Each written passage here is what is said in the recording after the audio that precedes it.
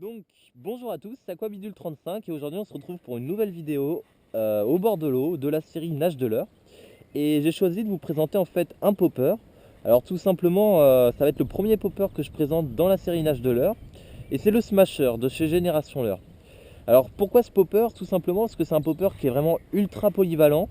J'en ai trouvé quelques autres comme ça et je vais sûrement vous en présenter d'autres. Donc celui-là il fait 7 cm pour 12 grammes, donc c'est un leurre qui se lance quand même relativement bien. Et en fait on va pouvoir l'utiliser avec 3 animations différentes.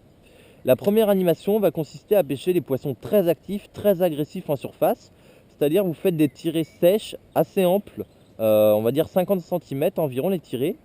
Et le popper va faire des gros plops, va pousser de l'eau très loin et va plonger en fin de course.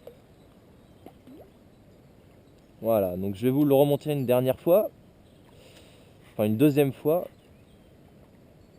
Donc voilà, des tirées entre 30 et 50 cm, assez appuyées, assez espacées aussi.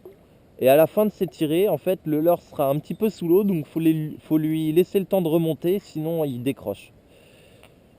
Deuxième animation, ça va être en fait l'utilisation classique d'un popper, c'est-à-dire des petits plops, classiques pour la perche par exemple. Perche moyennement active, brochet moyennement actif, ou même du black bass, pas de problème.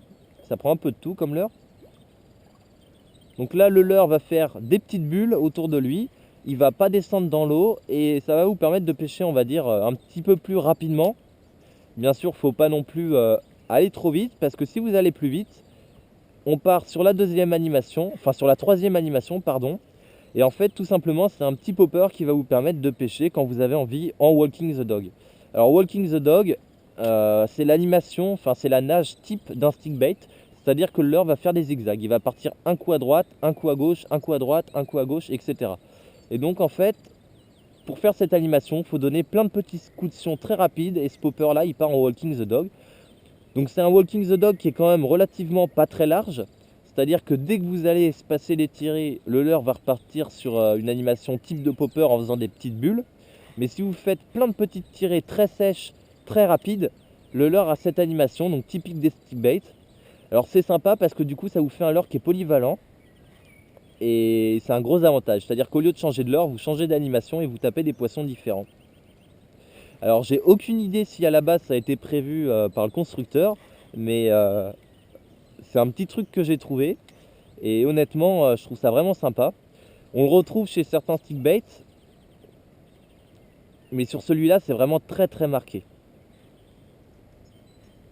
Vous voyez, petit walking the dog là. J'espère que vous le voyez bien.